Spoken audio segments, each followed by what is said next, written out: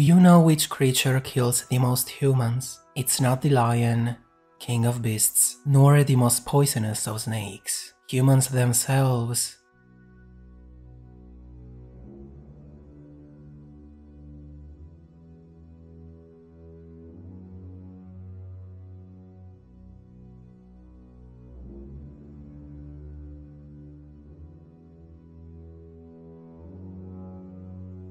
Are also nodded.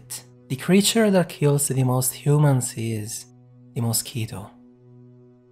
Taking upon themselves the objective to achieve world peace, since men were evidently unable to do so as the dominant species, mosquitoes believe the extinction of humanity to be a logical solution to end war and hatred. The mutation happened in the blink of an eye, and in just a week half of mankind was gone. Fast forward a century, and only 5,000 people are left, slowly losing a hopeless fight. Hopeless until the discovery of something that might just turn the tides of war. Created and hidden by the crazy scientist Dr. Kim, humanity's last hope doesn't exactly look as expected or desired. After all, who would have guessed Dr. Kim himself to be the secret weapon? Even if crazier than 100 years ago, at least, the Doc does not lack the strength to crush the enemy. But will it be enough to take down the mosquito's mother? At last, humanity's counterattack begins. Mosquito Wars is a story that examines the theme of war from the original and absurd perspective of a world that's been taken over completely by evolved mosquitoes. That not a single human should be left alive to obtain peace is the conclusion they have reached after collecting and absorbing for millions of years the information contained in all the species' DNA. The brilliant narrative choice of turning the planet back to a primitive state and putting mankind's back against the wall at the brink of going extinct, an event that nowadays does not seem even remotely close to happening, has the purpose to criticize current humanity, the one of the real world, that is, our own. Following this story, it becomes increasingly harder to support man's victory over the mosquitoes, as while it is natural for all living beings to kill and get killed over and over, a fair question is asked halfway through, and a simple answer is given. What has humanity achieved while at the top of the ecosystem?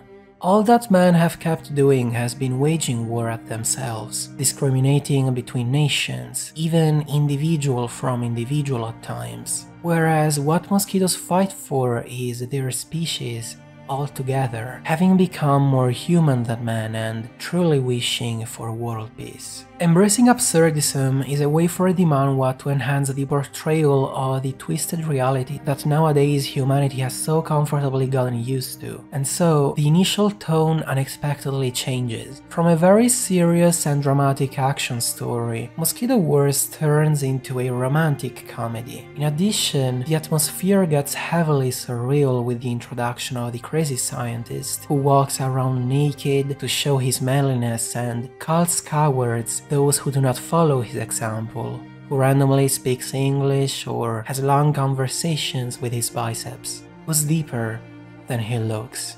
Crying together for the deaths of those who used to be dear to them is the episode that lets Kisses get closer to Dr. Kim. The girl was the only survivor from her village and the only member left of the elite squad that retrieved the doctor. Having lived in loneliness for most of her life, she realizes she's not so different from that strange man, who looks very strong on the outside, but like everybody else, has his internal conflict. So she reassures him through the warmth of her hand, well knowing he must have had his happiness in the past. That's also when the doctor asks her if she has any wish he'll try to make come true. As she answers she'd like to be the first human to have a picnic in a century and see flowers, a certain feeling starts blooming in their hearts. Spending time together, completing missions and hanging out, Dr. Kim eventually reveals a disturbing truth about old humanity: the endless wars that ravaged the planet. Such a world sounds unrealistic to Kisses, who's accustomed to a reality where mankind could never turn against itself, or the process of extinction would definitely accelerate. Through the girl's eyes, Mosquito Wars focuses on the absurd world humanity lives in today. Even if Kisses and the dog live in a post-apocalyptic scenario, it's ours to be perceived as a worse dystopia. When did we get so used to ending a life by the simple act of flicking a finger? When did hearing the news on the TV of a faraway war killing thousands of civilians and soldiers start to sound so ordinary? When did something so absurd become normal? What happened to us?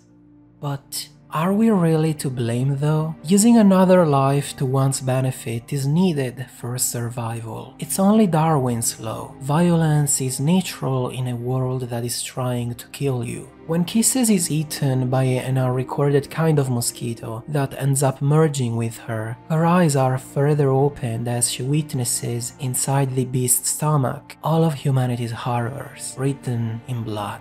Naturally, seeing hell on earth convinces her to hate mankind.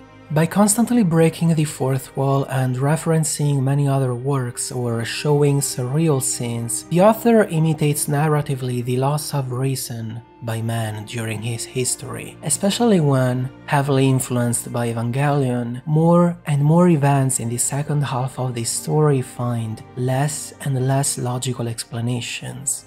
Everything ultimately emphasizes the message that our world is absurd and it should have never come to be this way.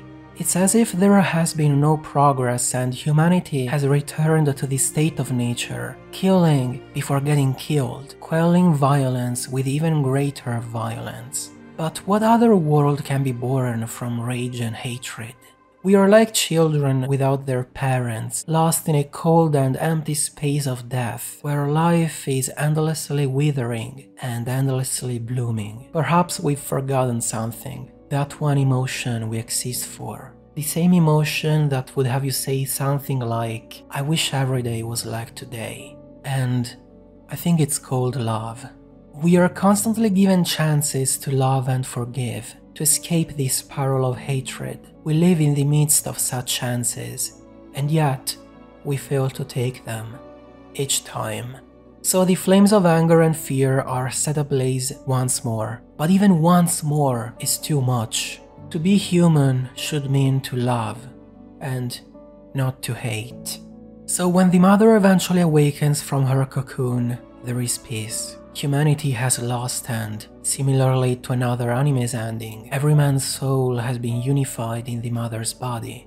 But one more step is needed to complete and create the only peaceful world possible. The final blood has to be spilled, and Dr. Kim has the pleasure to do so, as he avenges his species and kills who he believes the last being left besides him. He's alone now, apparently. Nobody left in that empty world. Finally, there can be peace, all thanks to a final act of violence. This is humanity. Or is it? As the mother dies, one more chance is given to man. A field of flowers springs from her blood, perfect for a picnic. One day humanity will be back, and with it, conflict will inevitably happen. But we will always be given the chance to love. Because love is what makes life worth living.